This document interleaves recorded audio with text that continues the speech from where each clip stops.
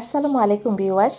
গরমে আইসক্রিম খেতে কার না ভালো লাগে বলুন তো? আর যদি হয় মালাই কুলফি আইসক্রিম, তাহলে তো আর কোনো কথাই নেই। ছোট কিংবা বড় সবাই মালাই কুলফি খেতে খুবই পছন্দ করে।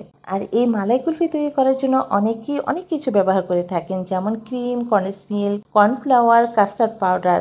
আজকে আমি এসব কোনো কিছুই ব্যবহার করব না। এমনকি আইসক্রিমের মোল্ড ছাড়াও আমি আপনাদেরকে দুটি উপকরণ দিয়ে অসম্ভব মজার মালাই কুলফি আইসক্রিম তৈরি করে দেখাবো। তাহলে চলুন আর কথা না বাড়িয়ে এই মালাই কুলফি আইসক্রিমটি তৈরি করে নিই। প্রথমেই আমি এখানে 4-5টির মতো আলমন্ড কিংবা কাঠবাদাম নিয়েছি। আর বাদামগুলোকে আমি ভালোভাবে ধুয়ে নিয়েছি পানি দিয়ে। এখন বাদামগুলোকে মিহি করে গ্রেট করে নেব। আপনারা চাইলে এখানে কাঠবাদামের পরিবর্তে কাজু বাদামও নিতে পারেন, কিংবা একসাথে মিশিয়েও নিতে পারেন কয়েক রকমের বাদাম, এবং বাদামগুলোকে ব্লেন্ড করেও নিতে পারেন। তবে আমার কাছে মনে হয় ব্লেন্ড করার চাইতে এভাবে গ্রেট করে আইসক্রিমটা যদি তৈরি করি তাহলে খেতে খুবই ভালো লাগে। তাছাড়া বাদামগুলো যদি একটু দানাদার থাকে তাহলে কুলফিটাও খেতে খুব টেস্টি হয়। সেই সাথে বাদামের ফ্লেভারটাও খুব ভালোভাবে বোঝা যায়। তো দেখতেই পাচ্ছেন আমি একদম মিহি করে গ্রেট করে নিয়েছি। এখন এটা একপাশে রেখে চুলায় আমি একটি প্যানে এখানে দিয়ে দিচ্ছি 1/2 লিটার পরিমাণ লিকুইড দুধ। আর এখানে যে কোনো কোম্পানির দুধই আপনারা নিতে পারেন। আর কুলফিতে খুব সুন্দর একটা ফ্লেভারের জন্য এখানে দিচ্ছি একটি এলাচ। এলাচের মুখটা আমি একটু খুলে দিয়েছি। আপনারা চাইলে এখানে এলাচের গুঁড়োটাও ব্যবহার করতে পারেন। আরও দিচ্ছি এখানে 1/3 cup full cream milk powder. আর মিল্ক পাউডারটা দেওয়ার সাথে সাথে অনবরত নেড়ে দুধের সাথে মিশিয়ে নিতে হবে। তা না হলে দুধ নিচে পুড়ে যাবে কিংবা দুধটা জমাট বেঁধে চাকা হয়ে যেতে পারে। তাই অনবরত নেড়ে নিতে হবে। আর প্রথম 5 মিনিট আমি চুলার আঁচটা একটু হাইতে রেখে জাল দিব।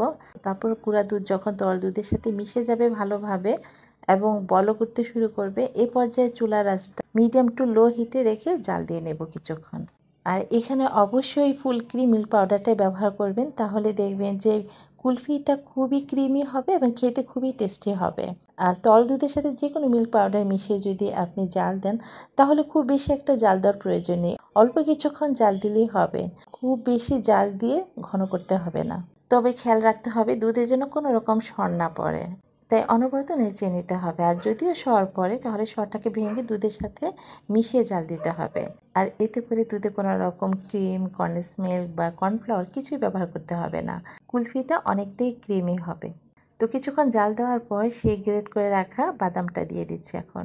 এটা দিয়েও কিছুক্ষণ আমি জাল দিব। 2-3 মিনিটের মতো জাল দিয়ে একটু যখন ঘন হবে আমি চুলাটা একটু লোতে রেখে অন্য এক পাশে আমি একটি প্যানে দিচ্ছি এখানে 1/2 কাপ পরিমাণ চিনি।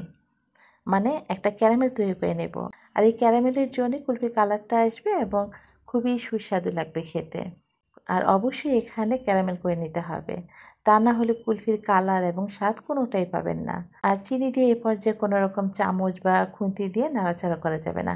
কিছুক্ষণ এভাবে রেখে দিলে দেখবেন একা একাই চিনিটা গলে কালারটা চেঞ্জ হয়ে আসবে। এই যে দেখুন চিনিটা গলে গেছে আর কালারটাও দেখুন চেঞ্জ হয়ে গেছে। এখন আমি একটু নেড়েচেড়ে নেব। আর এটাকে খুব বেশি জাল দিয়ে কিন্তু পুড়ে ফেলা যাবে না।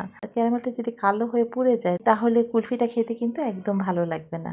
তাই খেয়াল রাখতে হবে যেন এই ক্যারামেলটা না পুড়ে যায়। ঠিক এই পর্যায়ে আসলে আমি সাথে সাথে গরম থাকা অবস্থায় সে দুধের সাথে মিশিয়ে নেব। ক্যারামেলটা দেওয়ার পর দুধটা একটু পাতলা হয়ে আসবে এবং কালারটাও কিন্তু চেঞ্জ হয়ে যাবে। আর দেখুন ক্যারামেল দেওয়ার সাথে সাথেই কিন্তু কুলফির কালারটা চলে এসেছে। ক্যারামেলটা দেওয়ার পর আরও 2 মিনিটের মতো জাল দেব। তারপর চুলাটা অফ করে আমি ঠান্ডা করে একটা আলাদা কাপের মধ্যে আমি ঢেলে নিয়েছি। এতে করে মোল্ডে ঢালতে আমার সুবিধা হবে। আর আজকের এই মালাই কুলফি তৈরি করার জন্য এখানে আমি কোনো রকম মোল্ড ব্যবহার করিনি। এখানে এই ধরনের কাগজের কাপগুলো নিয়েছি। 4টি মালাই কুলফি তৈরি করব, তাই এখানে 4টি কাপ নিয়েছি।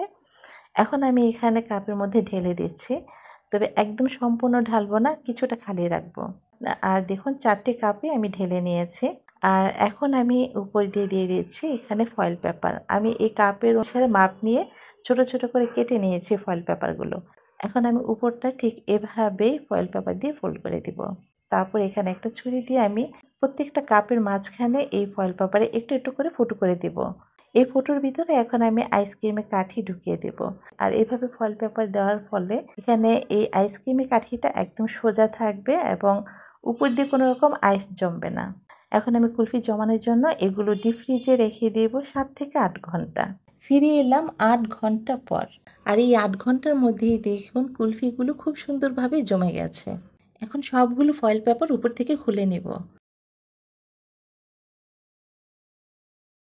তারপর একটি কাপ নিয়ে 2 হাতের তালুতে একটু ঘষে নেব। তারপর ঘষে নেওয়ার পর একটু কাঠিটা ধরে ঘুরিয়ে টান দিলেই দেখবেন খুব সহজেই উঠে আসবে। আর ফ্রিজ থেকে নামিয়ে সাথে সাথে এটাকে টানাটানি করতে যাবেন না, কিছুক্ষণ রেখে দিবেন কিংবা এভাবে ঘষে নেবেন, তাহলে দেখবেন খুব সহজেই উঠে আসবে। আর দেখুন, কোনো রকম ক্রিম, কনডেন্স মিল্ক, কর্নফ্লাওয়ার এমনকি ইলেকট্রিক বিটার ছাড়াই খুব সহজে মাত্র 2টি উপকরণ দিয়ে ক্রিমি মালাই কুলফি তৈরি হয়ে গেল। এখন একটি একটি করে সবগুলো কুলফি আমি একটি সার্ভিং ডিশে নিয়ে নিচ্ছি। আর এই সার্ভিং ডিশে আমি কিছু আইস নিয়েছি কুলফিগুলি রাখার জন্য। আর দেখুন, এতটাই গরম পড়েছে যে আইসগুলো খুব দ্রুতই গলে যাচ্ছে। আর এই গরমে যদি এমন ঠান্ডা ঠান্ডা একটা কুলফি হয় তাহলে কি আর কিছু লাগে, মন প্রাণ একদম শীতল হয়ে যাবে। তো এমন আরও সহজ এবং মজার রেসিপি পেতে চ্যানেলটি সাবস্ক্রাইব করে রাখতে পারেন। তো আজকের মতো এখানেই বিদায় নিচ্ছি। সবাই ভালো থাকুন এবং সুস্থ থাকুন। আল্লাহ হাফিজ।